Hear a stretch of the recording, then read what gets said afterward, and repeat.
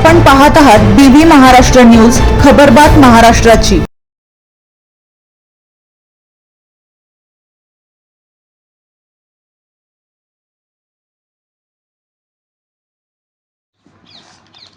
बागलाण तालुक्यात परराज्यातील संशयित कांदा भरलेला ट्रक पकडला।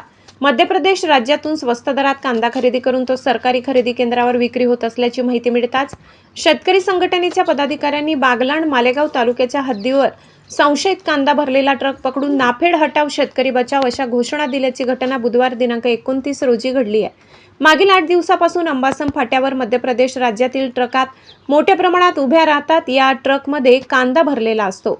हा कांदा पद्धतशीरपणे एखाद्या खाजगी शेडवर खाली केला जातो।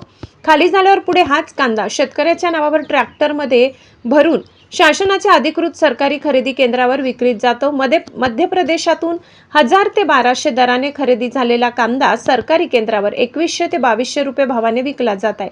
यामागे स्थानिकांना हाताशी धरून हे उद्योग सर्रास सुरू आहेत। मुळात बागलाण तालुका हा नंबर 1 चा कांदा उत्पादक आहे। या ठिकाणी बाजार समित्यांमध्ये पाय ठेवण्यात जागा शिल्लक राहत नाही, इतकी प्रचंड आवक असते। येथील शेतकऱ्याच्या मालाला भाव नाही अशी वस्तुस्थिती असताना बाहेर राज्यातील कांदा मागवल्याचा नेमका हेतू काय असा संतप्त सवाल निर्माण होत आहे।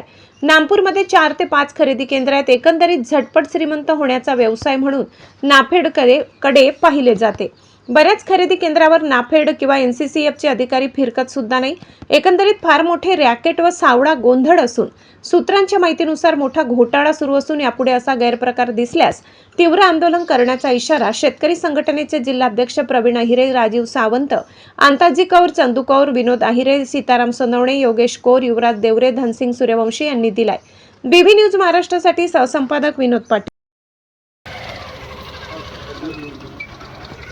नाफेडचे अधिकारी सगळे तळ ठोकून बसलेले असताना त्यांच्या डोळ्यात देखत सगळे MP च्या ट्रका नाफेडच्या गोडाऊनला खाली होत आहे। मग त्याच्यात नेमके नाफेडचे अधिकारी दोषी आहे का ज्यांना एजन्सी भेटलेले ते दोषी आहे? मग का सरकारी वरूनच सरकार BJPचं असल्यामुळे तेच दोषी आहे? तेच कळायला मार्ग नाही। आता शेतकऱ्यांनी करायचं काय? शेतकरी कसमा देवळा पट्टा हा कांद्यांचा बालेकिल्ला आहे।